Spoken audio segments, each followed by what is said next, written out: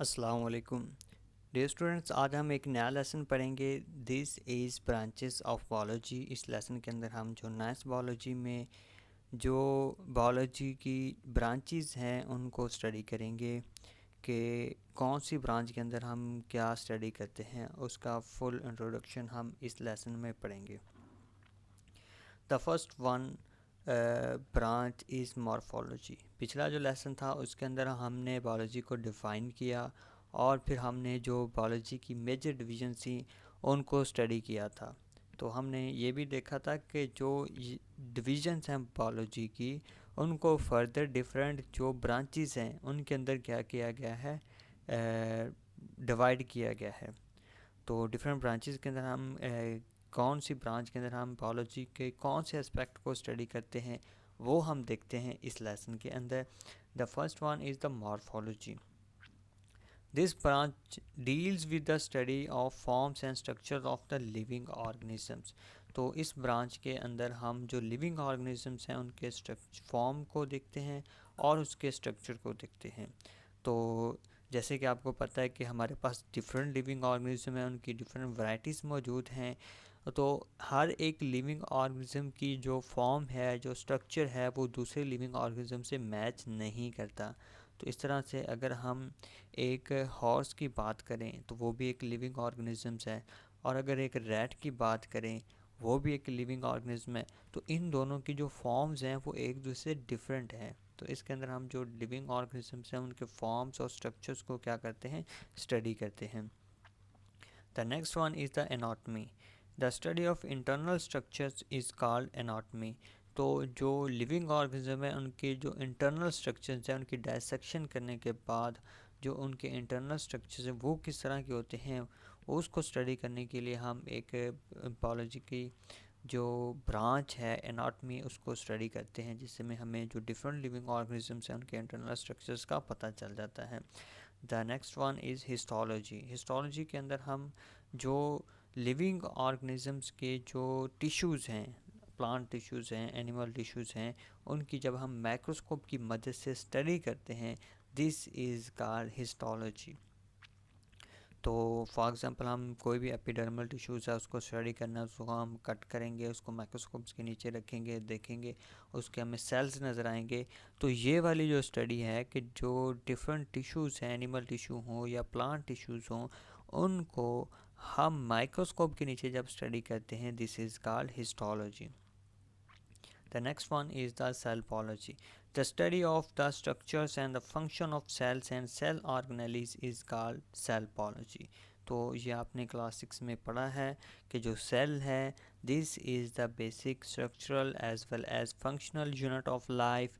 और जो सेल है उसके अंदर डिफरेंट जो लिविंग ऑर्गेनिजम्स हैं वो मौजूद होते हैं, like mitochondria, endoplasmic reticulum, chloroplast in the case of plant cells, और भी डिफरेंट सेल ऑर्गेनेल्स हैं जो कि सेल्स के अंदर मौजूद होते हैं। तो इनकी सेल की स्टडी और जो सेल्स के अंदर मौजूद सेल ऑर्गेनेल्स हैं उनकी स्टडी को हम क्या कहते हैं, सेल बायोलॉजी।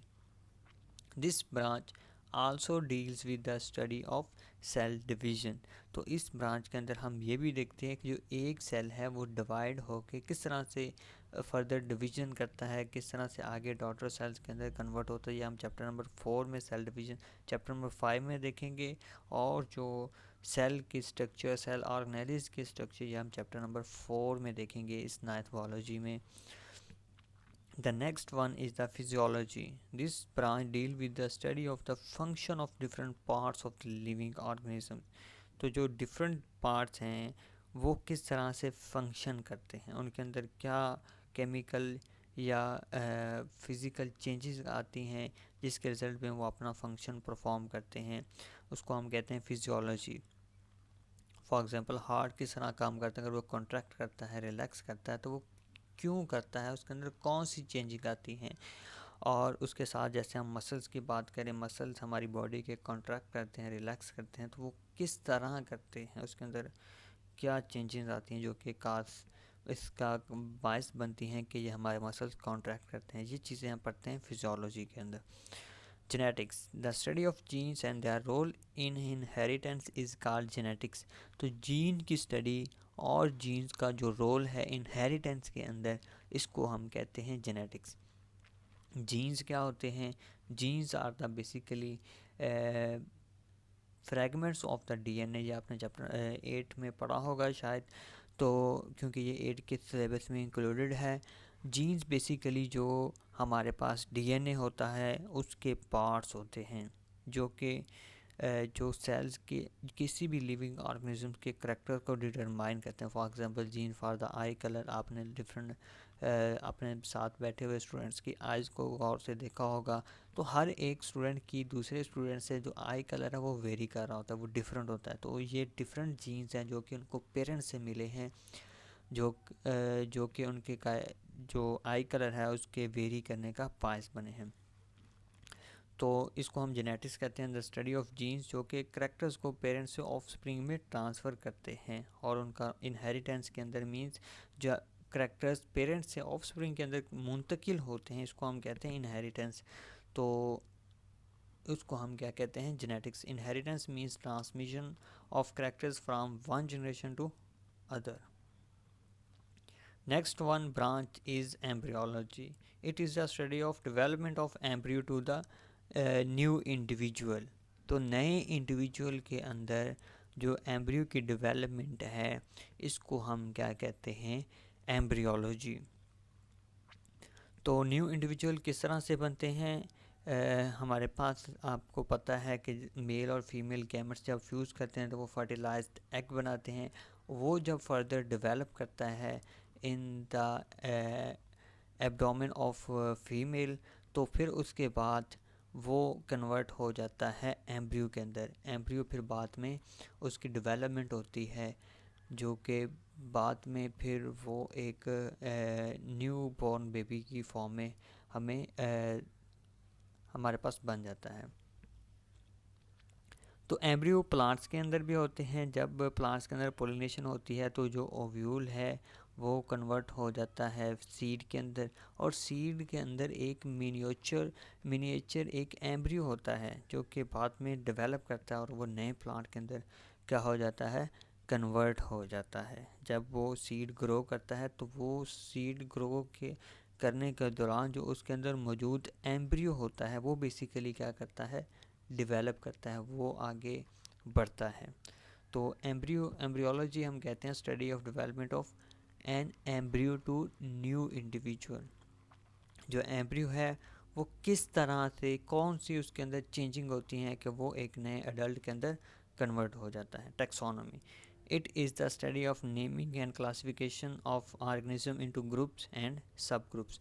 जो कि लिविंग ऑर्गेनिज्म को क्लासीफाई करना, जो डिफरेंट कैटेगरीज से बिलोंग करते हैं उनको डिफरेंट कैटेगरीज के अंदर क्लासीफाई करना, this is called taxonomy. Palaeontology, the study of fossils which are remains of extinct organisms.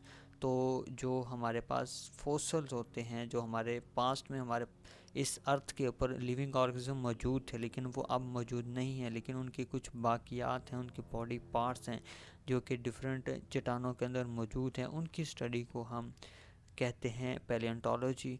तो फॉसिल बेसिकली क्या है? Remains of extinct organism. वो ऐसे ऑर्गेनिज्म के रिमेन्स हैं जो कि एक्सटिंक्ट हो चुके हैं, वो नापैद हो चुके हैं।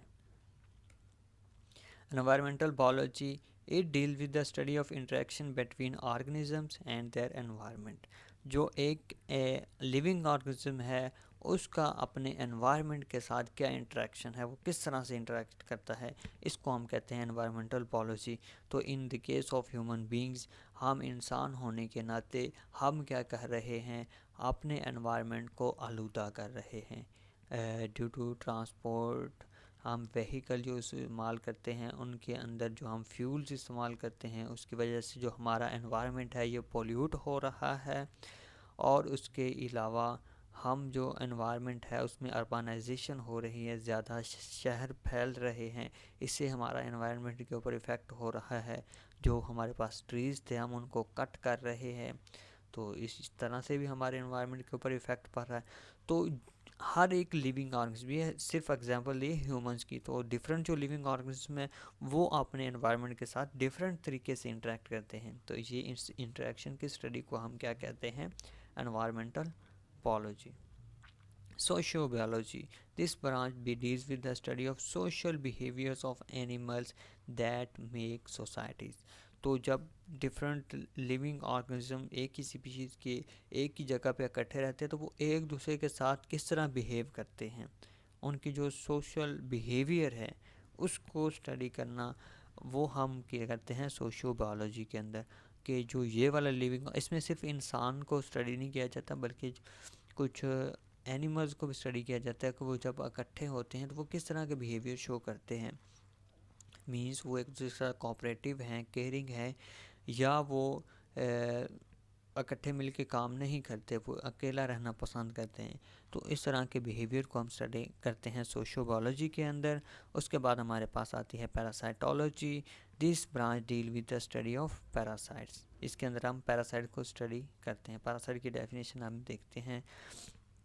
Biotechnology, it deals with the practical application of living organisms to make substances for the welfare of mankind।